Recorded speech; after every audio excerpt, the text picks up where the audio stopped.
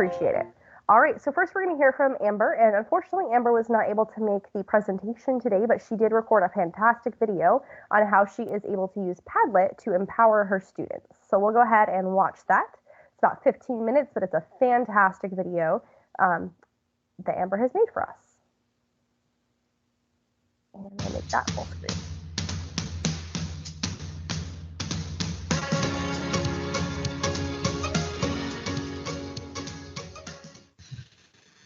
Hi everyone, so my name is Amber Youngman. I am an English teacher at Johansen High School and a former technology coach for the campus here. Today I wanted to talk with you about a great assignment that I came up with using the tech tool Padlet. To me, it ended up kind of filling a need that I had in my class, and I figured it would be a great time to share with you in case it's something that you're looking for in your class as well. So if you don't know what Padlet is, I don't know your background on this, but Padlet is just an online bulletin board. It sounds really simplistic when I say it like that, and that's because it is. The great thing about Padlet is because it's so simple, it's so versatile. You can use it for whatever you want to use it for. Brainstorming, responding to questions, responding to peers, putting in a gallery and responding to different pictures and different things like that. It's really a great tool to use for so many different things. And it's very much almost like a Google Doc, where when you give students permission to write on your Padlet, they can, or if you just want them to look at something and they don't have permission to write on it, you can also do that as well. So a few years ago when I started doing this, there was a need in my classroom. Basically, this was kind of around the time we had one-to-one devices maybe for about 1 to 2 years already when I came up with this idea. And I was getting really burned out and frustrated with myself because I feel like I wasn't using technology wisely. And I fell into the pitfall that I think a lot of teachers fall into when they first go digital, and that is taking a worksheet that they would have normally printed out for their students and just stuck it online for the students to do. Same questions, same format, same concept. The only thing is that it's just digital now.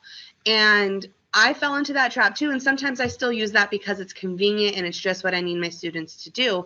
But we were right in the middle of studying a novel, Frankenstein, and I was really sick of just the standard study guides that I had been doing for a couple of years by then. I was really bored with the questions. It was really easy for my students to simply Google answers. There was no responsibility, and I didn't really know that they knew what they were talking about, and they weren't talking to each other either. So I wanted to kind of create an assignment that allowed my students to talk to each other about the novel and basically putting the responsibility on them to show me what they learned. And I started thinking about ways that I could do this. And I wanted to hit these reading skills, writing skills, listening and speaking skills that sometimes get put to the wayside, especially listening and speaking. And I also wanted to have a resource available to them down the road for the final exam on the novel that they could go back to and study from. So these were all of the needs that I needed to do. The first time I gave my students this version of an assignment, it was a complete failure. I failed miserably because I did not give my students enough instructions. I didn't give them any modeling. I didn't give them any true expectations for them. So it was very superficial. Their answers were very superficial. The work was very one dimension and had no depth to it. They still weren't talking to one another. It was not the greatest. Basically, what I did was I told them, show me what you know. Students know how to do that at that point in the year. We were in the first semester still. I don't know what I was expecting. But it's not their fault. It was my fault for not really communicating my expectations of what good work looked like and what I was expecting them to know. So this is where the second iteration of this assignment kind of came through. So what I ended up doing is this gradual release of responsibility.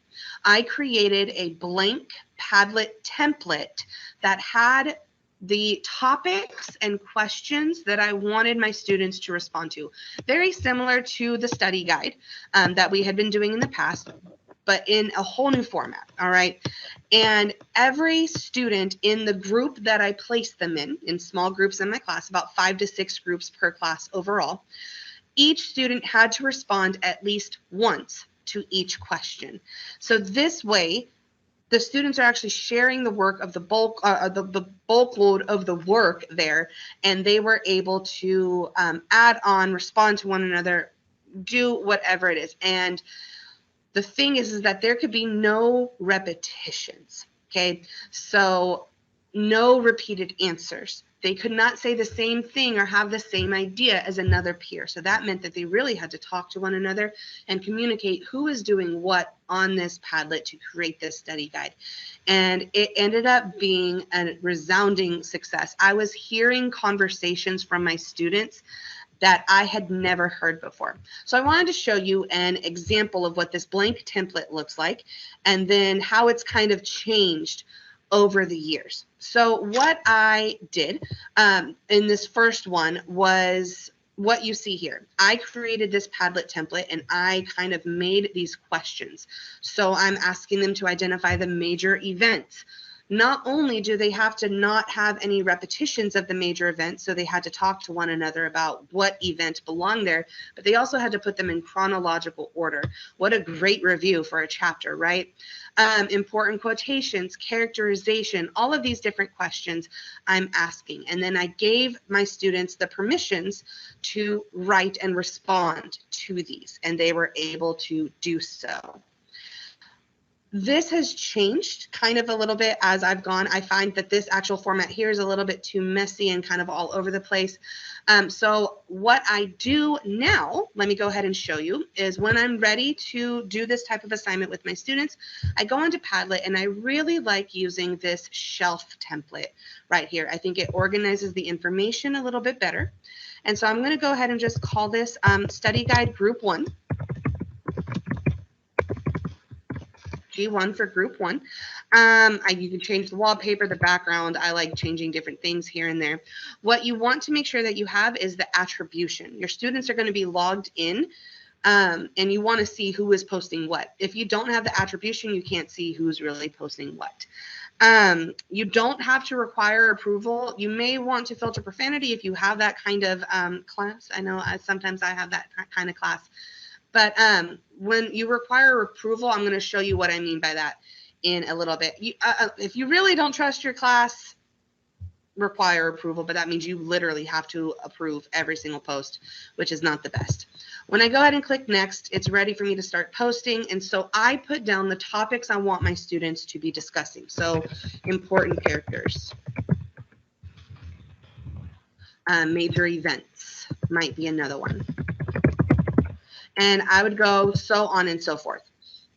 And then I am going to make duplicates of this for however many groups I have in that class. So I'll make 5 duplicates for one period and just change the title, Study Guide G1, Study Guide G2, so on and so forth. And then I put it into Schoology, and I'll show you how to do that. When I hit the share button here, there's a few things that you need to make sure that you do. And I found out the hard way why you need to do these things. The first you need to do is change the privacy. So right now, what you want to do is make sure it's members only. This ensures that a student has to be logged in with their Google account in order to post or even see the Padlet. If you don't do this, they might accidentally join the Padlet as a guest, and there's 2 things wrong with that. Number 1, you don't know who's posting, so you can't give them credit. And number 2, they could use that guest access to post some pretty inappropriate things. So when you have it down for members only, that means that they have to log in using their district ID if they want to get credit for it. And then visitor permissions, I want them to be able to write on it.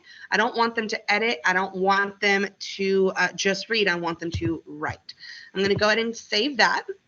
And then I'm going to go ahead and go back, and I want to grab that link. And then when I'm ready, I'll show you how I set up this assignment for my first and third periods. I have my classes linked in Schoology. So I call it whatever assignment title I want to call it. And then I have rules now. And sometimes these rules change. And then I put down all the group links for period 1 and all the group links for period 3. And I verbally tell them in class what group they belong to. I also have one Padlet created just for the absent students of those classes to share. So that's the easy way to kind of set this up. And then let me kind of show you how I phrase this to my students. So with the groups that they're assigned in, they're all going to be posting on the same Padlet to questions from, in this case, chapters 1 through 8 of Frankenstein. And then here are my rules. You may change your rules, but these rules ended up working for my class. Number 1, they have to be signed into their Padlet, so the response is recorded under their name. 2, everyone in the group must make at least one post for every section or topic. You could also put a word count on this if you wanted to. Number 3, you cannot have the same response as another person in your group. So for a major character section, only one of them could have picked Victor Frankenstein. This is a great debate that they get to have in class, and it's really making sure that the students are not just picking the main characters that are easy to spark notes. They need to know what's going on in these chapters, right? The same thing applies for important events, so on and so forth. And then I told my students in this particular class that there was no set word count, but the more they put, the more that they would have for a study guide later on. And so what they ended up doing, I'll show you an example now. I've taken my students' names off of this one, but this is what the study guide ends up looking like for them. So they have their topics on top, and I have some discussion questions linked here that they can even go in. And then I ask each student in that group to pick a color for their post. That way it makes it easier for me to grade down the road. So let's say I'm looking for this kind of burnt orange color. That's the same person. I know that they posted all 5 times. Checkbox, go. If I'm looking for all the greens, I can easily find if this student posted on all 5 counts, and it looks like this student has. Wonderful. So there's all the greens. So I could then check that off, go. Super easy to grade, quick, easy if you're just counting completion as well. And then look at the depth of some of these answers. Just the breadth of them is really great. They're using textual evidence. They're getting no repetitive answers. So each one is really contributing to this whole. And what a great resource for them to use down the road when they're studying for the final, right? Major characters for this section, important events, important quotations, themes, different things like that. So I spoke before about this gradual release of responsibility. So I do the first 2 study guides where I give them the topics and the questions. Sometimes these questions are a little bit more involved than these topics right now.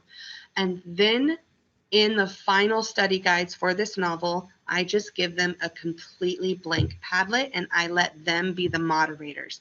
They are picking the topics, and they often put more than what I put. They'll find different things to discuss on it, and they'll have that discussion, but the same rules still apply. Everyone has to post at least once on each topic, and they can't have any repetitive answers. When I say the success that I've had with this type of assignment, it's been amazing. Again, number 1, in just the conversations that I'm hearing, the quality of work that I'm seeing, the discussion about the novel that I'm hearing as well is amazing. And I gave the same novel final for 2 classes back to back in a year. One class did not have these study guides. They used the traditional study guides that we had been using. And then the second class ended up using this study guide. I saw a 10% increase in my class average on the final score for this. So they were at an 80% before, and then they were at a 90% overall class average after doing this type of assignment. This is one way that I use Padlet in my classroom. It's worked for me, and there's so many other ways that I continue using this in my class. I hope this was helpful to you, and if you can steal any idea from this, you have my blessing. If you have any questions or you want to ask me about anything that I do in this class, you're more than welcome to contact me. Again, my name is Amber Youngman, and I'm at Johansen High School. Thank you so much for letting me present.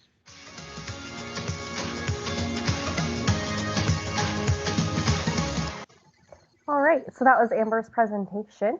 Hopefully there was something in there, even if you're not an ELA teacher, something in the way that she constructed that and gave that to her students that kind of helped inspire you to maybe take this back to your classroom and try something similar. I believe we do have some Padlet trainings coming up in February and March, so if you're a brand new user to Padlet, definitely check out the PD catalog and take a look for those.